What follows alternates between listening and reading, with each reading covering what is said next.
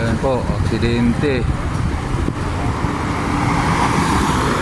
Ngayon lang to, aksidente. Anong oras to?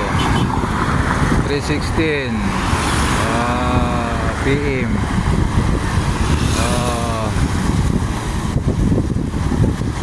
March 28, 2026. C5 Road.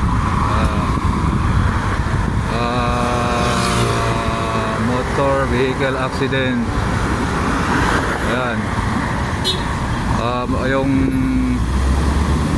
isang pula na Toyota Innova nakapark pero hindi naka-hazard.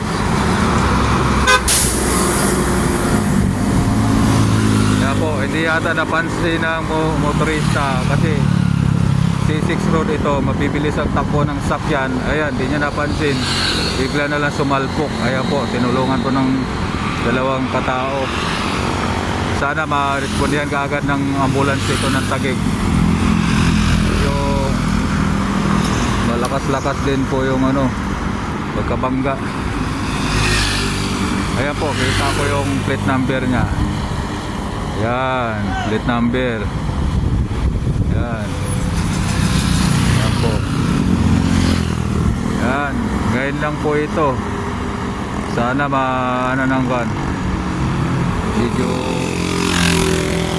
yan. Sa Lokoya po mo po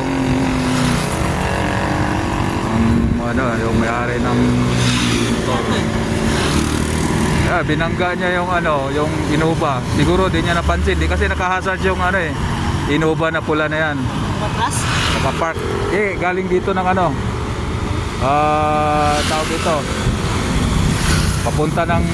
Papuntang Pasig yan. Ayan, binangga oh.